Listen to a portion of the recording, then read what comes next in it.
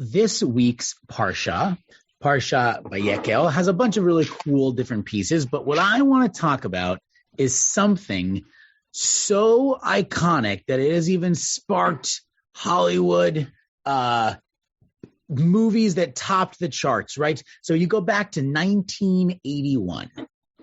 The film is Raiders of the Lost Ark. I just love that that's an old movie to you. Well, wait. That is definitionally an old. We're talking. That's a 40-year-old film. For some of us, that's not an old movie. I agree, Jody. I'm not saying it's an irrelevant film. I'll give you that. It is still up. It's still hip and now. Though I think Ford might have a few other thoughts on it. But so 1981. I won't even get into what year I was born. That will non sequitur us way off chart. But 1981, the film is Indiana Jones, Raiders of the Lost Ark. Anyone familiar with the film? Right? It goes off in some pretty interesting ways about this wild adventure versus the Nazis to recover the Ark of the Covenant. And that goes back to this week's portion. This week is where we talk about a little bit of this Ark of the Covenant, right? The Ark, like all the Mishkan furnishings, was built to be very portable. And ultimately, somewhere along the line, it seems to have gone astray. And this has sparked speculation for generations, which in itself is something really wild, something that I think is worth kind of noting, that a piece of our text has literally kept people speculating and searching and talking for hundreds of years, which is really amazing. But the Ark of the Covenant, where is it? And that's the premise of the Indiana Jones film, as well as a lot of Talmudic discussion about the notion of serving God and sanctity and all these pieces. And so the first thing I want to talk about is a piece from Mishnah. It's Yoma 5:2. And don't worry, I will have some things to share later that we can look at. But Yoma 5:2 teaches that the Ark was already missing by the start of the Second Temple period. The rabbis explained that in place of the Ark, the Holy of Holies in the Second Temple contained a rock that dated all the way back to David and Samuel. Since there is no Ark which the high priest can place the pan of the incense on Yom Kippur, he would instead place it on this rock. It was, though, in the first temple that there was actually an Ark of the Covenant with the 10 Commandments inside. And then what happens to that Ark becomes a grand debate inside of Talmud, a grand debate inside of larger society. In fact, we'll look at it later. There are even articles in which certain churches in different areas claim they still have the Ark of the Covenant. It is something that is spread like wildfire. The rabbis discuss the whereabouts in their own thoughts, though, in the 6th chapter of a book called Shkalim, a Talmudic tractate that's named for the half-shekel donation that we read about in this week's portion. So if you remember, there's been other weeks in which we talk about tax and due and cost for individuals, and there's certain taxes that are fixed regardless of what kind of wealth you have. That's the half shekel tax that goes to the temple. So in the portion that's talking about all of that half shekel taxing, they offer 3 opinions on where the Ark could be. So let's play a game for a minute. Who thinks they have an idea? You're Torah scholars. You study every week. You understand the way the rabbis like to weave and bend and speculate and kind of dream. Where do you think the rabbis say the Ark of the Covenant is? In Babylon. Okay, nice. That's a good spot. Where else? In the ruins of the temple. Okay, ruins of the temple. Very nice. These are good ideas. Let's keep going. Carol says in your heart. Okay. Ooh, interesting. Yeah. All right. They didn't Anyone say else? Miami Beach, not Miami Beach. What about the modern approach? It's, Raiders of the Lost Ark. It's in an army warehouse, never to be seen again. Yeah, yep. Spielberg definitely had an influence on this week's Torah portion. All right, these are some pretty good ideas. So now let me share with you a little bit of where it goes. The first is the thinker Reish Lakish, who argues that the ark was hidden in a tunnel under the Holy of Holies. And he bases this argument on a verse from the first book of Kings. So now we're into a book of our prophets, in which it says, the poles of the ark are described as being in the same place to this day. To this day. And the rabbis understand that as referencing to all time, suggesting that the ark is sequestered somehow in that place, and that regardless of when you read it, because it says to this day, it must be there. And the rabbis go further and explain the reason the ark was not moved was on account of King Josiah, the king of Judah in the 7th century BCE, who was dismayed to discover the prophecy at the end of Deuteronomy. At the end of Deuteronomy, there's a line that says, God will drive you and the king you have set over you to a nation unknown to you and your fathers, while you shall serve other gods of wood and stone. You're going to get pushed out of your land. You're going to end up in a place with idolatry. And Josiah feared that if the ark was to go into exile with the people would engage in idolatry and they would forsake the ark. So instead, he hid it in the place. And according to that understanding, the sanctity of the ark, therefore, is inherently tied to the place that it's located. So let's keep track of that. Option 1, Josiah leaves it in the temple. It is connected still to this day to the space in Zion, because it is rooted in Torah that says the 10 commandments contained in the ark are meant to come forth from Zion. Option 1, hiding in Israel. In contrast to option 1, we have option 2. Rabbi Eliezer argues that the ark was in fact exiled to Babylonia. Ding, ding, ding, ding, ding. Pam, nice job. Along with the Jewish people who brought it with them. And he bases the argument on a verse from the 2nd book of Kings, in which Isaiah prophesied about the exile to King Hezekiah, stating, behold, the days are coming when all that is your house, all that which your father has stored up to this day, all of that shall be carried to Babylonia. No item shall be left. Now, the term for item in that line is dever, understood to reference the 10 commandments, Aseret HaDibrot. So, and indeed, by the time of the Talmud, the sages, Babylonia had become what? A bastion of Jewish learning. It was a beautiful place for Judaism. It had become the center of Torah. The yeshivot rivaled anything that had come out of the land of Israel. So according to Rabbi Eliezer's view, the sanctity is not rooted in a centralized location, but instead the Jewish people carry Torah with them wherever they study it. That's another beautiful interpretation. So now we're at 2. We're at the Torah, that the ark is rooted in Zion, keeping Zion, Jerusalem, as this pinnacle centerpiece of Judaism, and the idea that what is stored and important to us must come with us. The story, in my opinion, of so many of the ways in which refugees can build again. They can start anew. They can bring what matters with them. It's not the place, it's the people.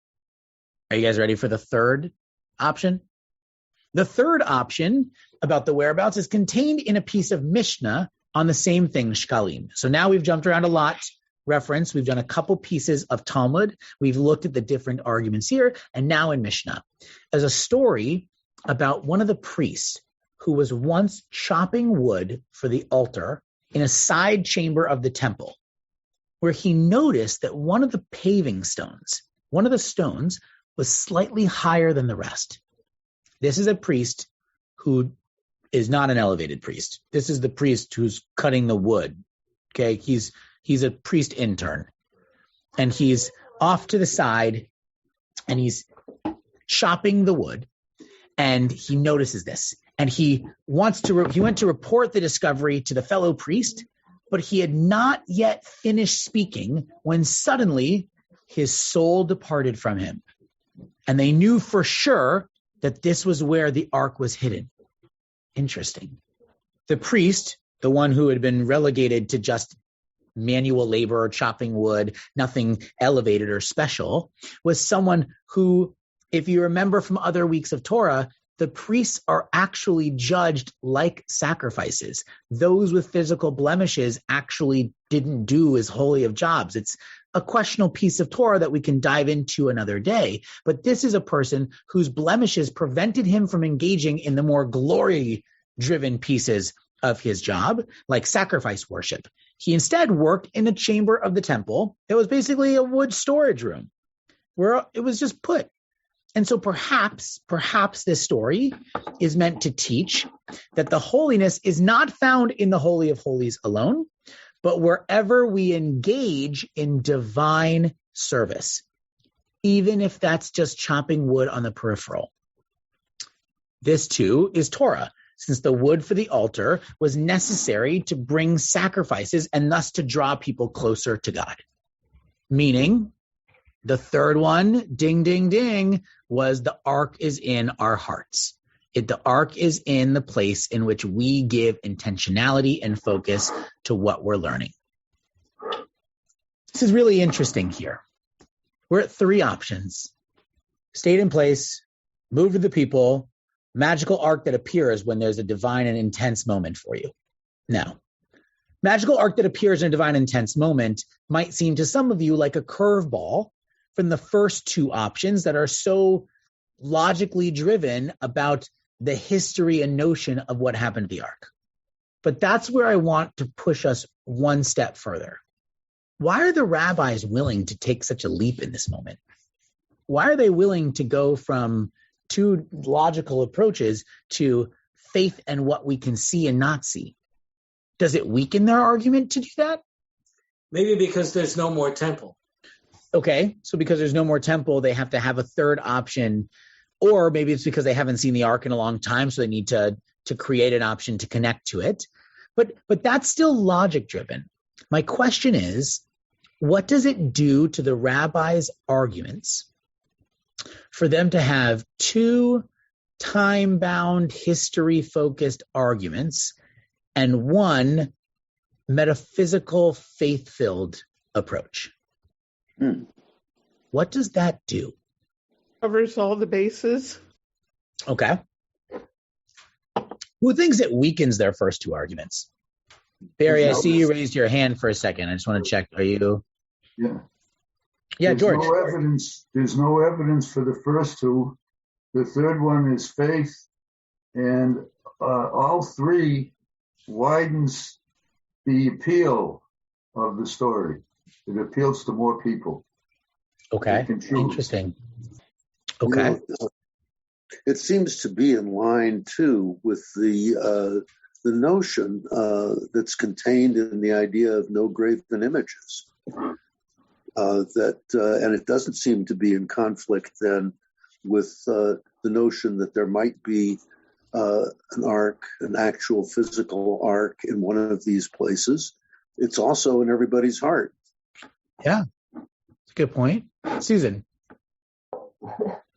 I thought of when you argue with children. If we're the children of Israel, you say, okay, here's one logical explanation, here's another logical explanation, but the bottom line is because I say it is. So, the bottom line is faith. Okay, faith. I like that. Who else has a thought? Yeah, Lisa. No, I think if something is hidden and you have to find it in your heart, then it requires that you kind of continue to struggle for it. Whereas if you know the ark is sitting someplace, there's, less of a sense of a connection to it or an interest in what it contains. It's almost like this is a challenge to find it. Sort of like the Afikoman or something, to look for, where is it? And it's a personal journey. I think that's beautiful. Lynn, I think I just saw your hand pop up. Yes. If it is in our hearts, in each of our hearts, then we are all responsible for the ark. We have to take responsibility for it. I like that. Barry. Well, I remember that as late as the 10th century, there were still rabbis debating some unknown groups of people who wanted to reestablish the third temple back in the 10th century already. So I'm guessing there were factions that wanted to have a physical place and a physical ark, and they felt that the civilization fall apart if they don't have something to look at. And eventually that political faction was defeated until the 19th century Zionism became a movement again.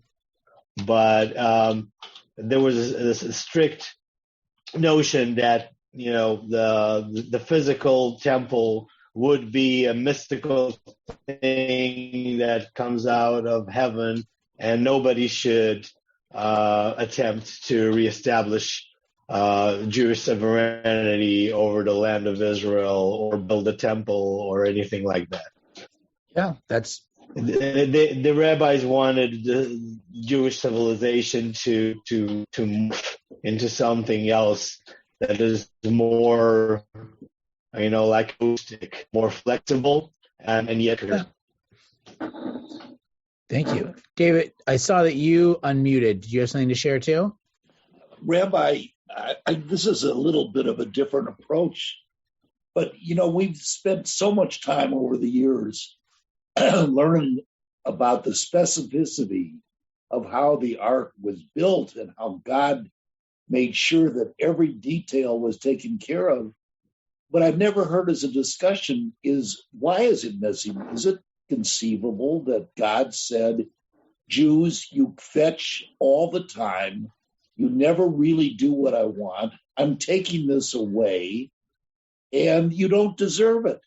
I've just never heard any comment. You haven't bridged any rabbinic discussion of why it's missing, given the fact that God made such an effort to make sure it was absolutely perfect. And we had Aaron and we had the Levites guarding it, and you came in with your fire pan, and it was the wrong fire pan, you were killed. This is something that had to have more people guarding it than any conceivable edifice at all, and yet it's gone. And we never talk about why it's gone. So I just thought I'd toss that in for a thought. So let's take that tangent for a bit. Let's take that tangent and let's run with it, because here's the thing about the ark. If you recall what's inside the ark, the 10 Commandments, and then there's a rabbinic teaching that it's the smash tablets and the regular tablets, the oils to anoint the Messiah, and Aaron's staff. There's actually I called it a holy cabinet. It's a tchotchke. You keep the things that have this meaning to your life, these little trinkets that maybe aren't actually valuable, but are valuable because they had importance to the story of who you are. That's the things that are supposed to be in the ark. But if you remember before that, to get those things, first Moses has to go up the mountain. And we remember was it last week, that the people don't do a great job of having faith in God as soon as the physical thing in front of them disappears. Moses is gone for a little too long and they flip out. They need physical reminders. And suddenly you have this beautiful golden box with these creatures on top, and it stands out and it's beautiful, and you're told to pray in its direction. And suddenly we've shifted the narrative from Moses being this slight placeholder for God that isn't really a comfortable thing in Judaism to a thing being a manifestation in some ways of God, which also is slightly problematic.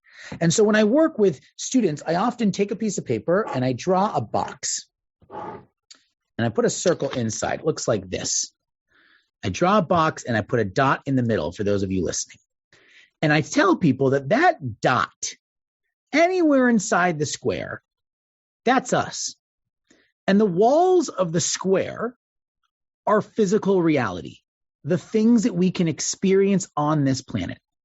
Where do you think I would draw God on this piece of paper? Outside the square. Well, that's cheating, Susan. I've done this project with you. That's the only reason you know that. But yes, I would draw God outside the square. And simply put, God is everywhere. I'm not saying God isn't inside the physical manifestation of the world, but the dot is our vantage point. It's what we can see. And to an extent, the walls of the square, those are the boundaries, right? I just realized I don't have to do that here. I can do this here. You're going to be a little bit more embarrassed by my drawing, but here we go. This is our vantage point. God's out here. And what's important— Is God sitting on top of the square? Yeah, God can be on top, God can be on the side. God's all powerful. God chooses it. You can't tell God where to sit. But yes, you could say that God, if you're looking at the symbolism, would be on top. But I actually think it's better to think of the whole square, no matter what direction you look for your vantage point, no matter how much time you study and learn, no matter how critical and focused you are on the words, you are still blocked by the boundaries of reality. And it's not about discovering God. It's about getting as close as you can to discovering God. We know there's a block. You're never going to learn all of it. You can't. That's the world we live in. And so instead, we have to find things that connect us into divinity. And the Ark served a really great role in that sense.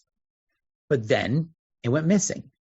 So either it went missing because God changed God's mind and says the people no longer can really have this thing, or it went missing because some form of humanity took too seriously the weight and gravitas of the thing. Or maybe that's why the rabbis are giving us these three options right now. Maybe that's why they're asking, is it still in the place, or does it move with us? Or was this physical manifestation just something that the people needed at the time, but the Ark is right here? They're asking these questions because we have to figure out how close is their relationship to the divine. But Rabbi, if God really is, in that sense, all-powerful, and he could take the Ark away, he could also bring it back.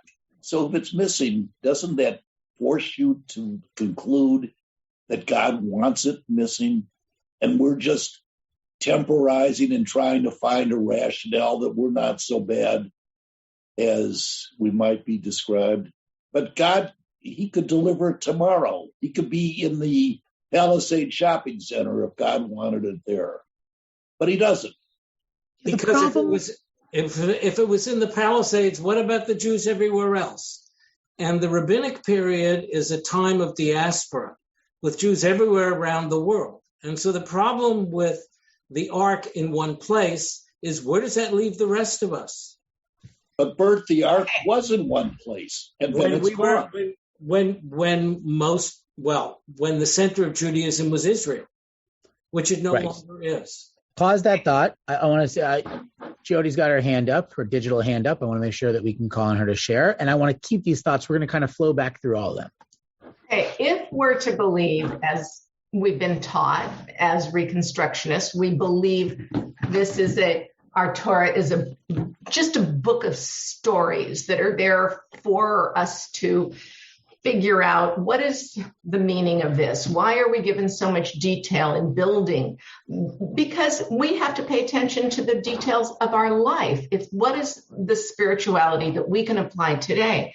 So if we believe that, and I do, then there can be no physical evidence. Of course, there cannot be physical evidence because these are made up stories for moral and spiritual lessons.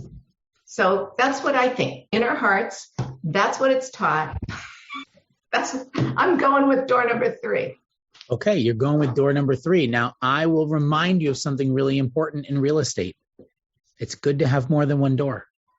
It's good to be able to say that our tradition doesn't actually limit us down to one of these perspectives. In fact, I could go as far as to say you can hold and learn the same thing from this lesson, whether you believe Torah to be the word of God, the word of people who experienced God, or a book of fables and lessons. Because here is one of the things that our tradition does correctly. It transforms. I always tell people there's a reason that the ultra-Orthodox look like they're in the 17th century because they were going along with the time until they stopped. This wasn't always a tradition of not moving forward. We did move forward. Otherwise, they'd be wearing leather sandals and flaps and square. Like they would be dressed completely differently if they had frozen time in the time of the temple. But they don't.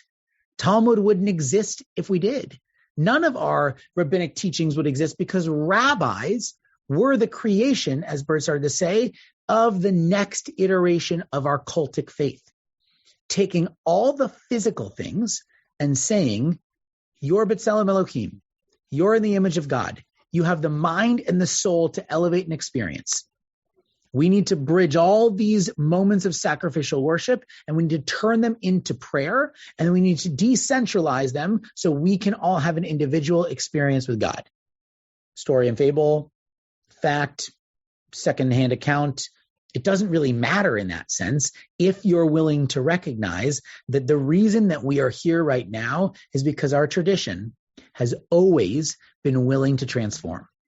Now, I know that that might not sound authentic if you're talking to someone else who sees their tradition as rigidity, but even their tradition did transform until it didn't. And so the question becomes, to go back to David's point, God can make it appear tomorrow.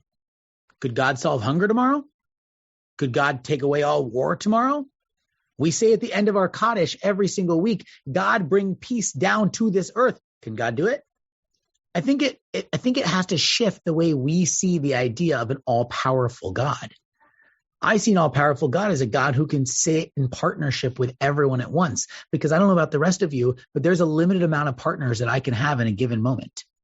There's a limited amount of negotiation and working with others. God sits as an all-powerful partner to be a partner with every single human on this earth. Every single one of you have the ability to shape and shift. Every single one of you have the ability to do Tikkun Olam, to do all these different things. So I think, and again, now we're getting into my philosophical view specifically. So you go to another rabbi, they might say, that guy's ridiculous. But I say that the all-powerful piece of God is that God can balance all these relationships at once. God can be a partner for every one of us so that none of us have to feel alone when we're doing the work of making this world a better place. That in itself is quite impressive. I see Susan and Lisa, and I see some questions in the chat, and then we'll go around from there. Susan. My question is for probably much later or a different class, but what is the relationship of Talmud to Mishnah? That's a very simple one. Here we go. Torah happened. The rabbis are like, there's some stuff that is not written here. Let's talk about it. And they make 6 volumes of Mishnah. And the Mishnah is early. Then another set of rabbis from the next generation say, the Mishnah is missing a whole bunch of really good tangential arguments. And they write about Mishnah in the outskirts of the pieces, and they make it Talmud. So Gemara is Mishnah and Talmud together wrapped up as this rabbinic case law, but Mishnah comes first and then Talmud. Thank you. Yeah, Lisa. Okay, so sort of, I'm wondering if this is sort of the Reconstructionist view of things, to sort of look at it as God maybe took away the physical manifestation of the ark because there's supposed to be this move forward from the literal to the conceptual. And so you take away the box and you say, now imagine a box, and then imagine something outside the box, so that we're forced to progress so that, no, there's no more box. Is that sort of in line with the Reconstructionist view? I actually think it's in line with more than just the Reconstructionist view. That's in line with the rabbis' thinking. Okay. The rabbis of all the rabbis, Talmud can't exist if speculation can't happen, right? Mm-hmm. Prayer can't replace sacrifice until you're ready to say, we don't have an altar, now we have an altar of our hearts. Like all what you're saying today, we might see gravitate to one side, but this is where we got to give all of Judaism some real credit. Judaism should have ceased to exist. Israelite cultic faith should have ceased to exist upon the destruction of the Second Temple. But a group said, we can reconfigure all of it. We can have the faith in God that we can reconfigure all of this. And as long as we do it with authenticity and care, we are not being disrespectful to this notion of God. And that in itself, that ability to be nimble, that's what saved the religion and the tradition. So this is just another example of it. I think so. Okay. To an extent, yeah. Judith. Thank you for the wonderful explanation of Torah, Talmud, and Mishnah. Where does gematria figure in? Gematria is what happens when they got to bring math into it. Oh. So gematria, honestly, look, and I apologize to anyone listening to the podcast because this has been a wild ride of different thoughts and non sequiturs. But what we're really getting to is the different ways that we can connect to our tradition. We can connect through cold read. We can connect through the reading of the interpretations of others. For some, we can connect by diving even deeper and looking for the hidden meaning that isn't in the text itself. And that's where we get things like gematria. Gematria says, take the letters of that word, turn them into numbers, see what the number is, and does that number correlate to something else meaningful? It's where we get the idea that 18 becomes such a celebrated number in our tradition because Chai equals 18 in Gematria. Gematria was a chance to say, if God is all-knowing and all-powerful, then we can't stop finding new ways to read and engage in the material. Right? It's honestly, it's another show of being nimble and creative and trying to connect with something deeper. Okay, thank you. Yeah. Rabbi? Any other? Yes. So I was thinking of the Afikomen.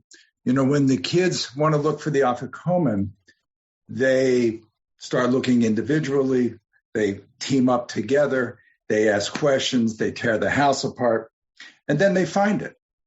They get their money and they move on. And to me, I'm not so sure we should find it. Not the Afikomen, but the Ark. Because to me, it goes back to the journey that we're doing. You know, to read, to analyze, discuss, pray, study, argue. You know, we find it, the game may be over. So, look, I think that's where I'm at with the square and the dot. Our whole lives are just moving closer to the end of the square, but I have no expectation, nor would I want to cross the line. I agree. The journey in itself is really fascinating and powerful. But what I want to kind of point out as well is that all of these things are connected back to one another, right? I was speaking with someone about the most basic difference between Christianity and Judaism. And I said, if you only gave me one sentence to say the difference, it's that knowing the Savior versus not knowing the Savior ideologically changes the way you engage in the material. The unknown, knowing that you don't have an answer, makes you keep seeking for an answer. And being given an answer fundamentally changes your creativity, your exploration, your willingness to stretch and to think and to grow, because now you have a boundary. And that boundary does contain your thoughts and contain your creativity. And so point blank, I mean, there's a lot of differences. There's a whole bunch of differences. It's a religious shift. But that is a fundamental difference that gets into the core of the sociological piece of our faith. Not having that answer. Yes. I think that I'm sort of coming around to Jody and Rick in the sense that maybe God actually did take away the Ark to force us to on this never-ending quest to find God. And there is no certainty, but it's there metaphysically as opposed to a structure. And maybe that's even better. Maybe we should never, just as Rick says, maybe we should never find it, never find the Ark. And we'll always be questing and trying to improve our life. Maybe God is the journey we take together. You bet, Bert. These are some great ideas. So let's go back to our three. What happened to the lost Ark? Is it stuck in the under the Holy of Holies from King Josiah? Did it follow the sages to Babylonia? Or is it a magical ark that makes its presence known whenever we serve God? I like 3. Number 3.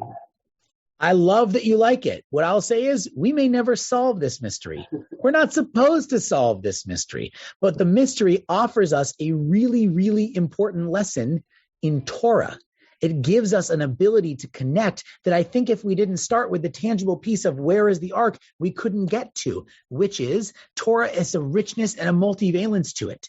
We associate Torah with fixed places like a sanctuary. We associate Torah with our travel when we discover something new or when we go and do something. And we associate Torah in moments where we engage with divinity.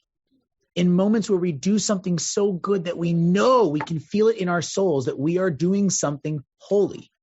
I think the fact that all of that is Torah, all of that is divine connection, all of that ability to uplift our tradition, when we say the light of Torah, that's what we're talking about. We're talking about the fact that you're not closing any door to it. That maybe it's in one spot, maybe it's in the other, maybe it lives in all of them. We went over Mishnah and Talmud, Gematria. We didn't even get into the Kabbalist text of Zohar, but all of this is Torah if it helps us to wrestle and engage with our text. And if something can be as nimble as to be a proper noun and a metaphorical noun, I don't even know if that's a phrase, metaphorical noun, but you understand where I'm coming from. If they can be both at once, then this idea of having to choose, the options are part of our engagement. They give our people an opportunity to really connect in a way that's comfortable to them and still to discover the truths that are important. Brent, your hand was up, and Susan, your hand was up. Brent, your hand's down now, so I'm going to go with Susan first, but if you still have something to share, go ahead and just put your hand back up. I just wanted to say this is my travel-sized Torah. And I discovered on my last trip to Europe that it does not make it for some reason through the check. Every checkpoint I had to stop and take my Torah out of my bag. I have no idea why, except I decided it was because it was a holy book. I don't know. It doesn't look like anything except a book to me. And then you brought holiness in each of those spots. Necessary to explain it. Mark. There's something, the point that you're making, the point of view that you're making, I'm trying to understand and incorporate that. And the way that I'm thinking about it, and I wonder if this is something that makes some sense, is that it seems like a process of abstraction, of the progressive movement away from concrete objects and dealing with the concrete objects as though they contained the meaning, the essential aspect of what was involved, and moving detail by detail away from those physical objects to something that is much more abstract, to something that is an idea, something spiritual that is contained within the individual rather than in a location. But it doesn't at the same time obviate the importance of the item itself as well, so that there's a whole series of things are relevant from concrete objects, the relevant spiritual meaning from concrete objects to a spiritual or ideational aspect of things. And the more abstract, the more it is part of the individual, the more it is portable in a sense. Yeah. Anyone have any thoughts on that? Yeah, I was going to say this actually goes all the way back. It's, we look at it in the 21st century as being somewhat recent, but the whole idea of moving away from the physical goes way, way back, even in Torah. Don't bow down to objects. And so I think this is part of the Jewish tradition, as Rabbi Sher was saying. So I see that Barry made a comment, and I just want to comment it really, really quickly. And Barry, I see your hand is up. Yes, we have certain ritual items. And this is actually the problem that the early reformers in the Enlightenment period in Germany went through, which is saying, we don't need any of this stuff. We don't need kippah. We don't need a Torah. We don't need the yarmulke. We don't need a talit. We don't need any of these things. We can just have it be intellectual and understand it in our hearts. And here's the thing. There is a difference between items that help elevate an experience inside of us and items that we put the experience into. The ark, the tablets, these things ran the risk of us not connecting to the spiritual idea of the divine. My mezuzah reminds me every time I walk in a door. My kippah reminds me every time I put it on. It reminds others every time they see it. I think there is an important shift between the items that elevate this transcendent experience and the items that actually halted the transcendent experience. And I think the ark, being one that can't be done individually, is that issue. I think you can also see it as the centralized versus personalized items. The ark is something that was shared. Your candlesticks are not, right? And yes, we have a Torah here, but there's also many Torahs and an ability to produce more Torahs. So I think you guys are all onto something. I'm going to turn to Barry to share his thought as well. But I will say in response to you, Mark, I think, yes, that is the point, to give us the opportunity to have our own personalized experience of elevation. That's why I said that God is a divine partner with all of us. But I don't think that means getting rid of all the tangible connections to that experience. I think those things serve a really important role as well. Barry. I see it more of a sort of a pendulum or movement or the beating of the heart. When we see Jewish history move more towards the intellectual, Rambam, Rabbi Saadia Gaon, all these rationalists in the 10th, 11th, 12th century, and we didn't have Kabbalat Shabbat until much later with all the objects. It's like a reaction. Jewish mysticism, the Zohar, is like a reaction to the intellectualization of Judaism at those times. So, and we see the early Reform movement with their movement of the pendulum towards the intellectualized, the abstract, and the reaction to the other side of the concrete objects. And I believe there's this spherical motion that you have. We keep evolving between those beatings of the heart, the abstract and the concrete. And we always have to find ourselves, where do we want to put the pendulum now, and how does it help our civilization move forward? Yeah. And I think some of you have heard me say before, I actually think Judaism is, the pendulum exists, but I think Judaism is actually finding the compromise between the two. You can't have Judaism with just your intellectualism, because the ritual connects us, physically connects us. But at the same time, you need the intellectual to elevate the things that you're doing beyond just tasks. And so you actually need to find that balance. And so I want to kind of close us back together in this. Again, for all of you who are listening on the podcast, I hope you enjoyed what a wild ride it was from subject to subject.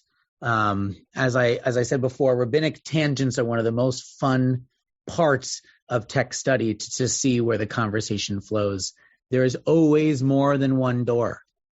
The rabbis had an ability to just say, here's the ark is, but they don't.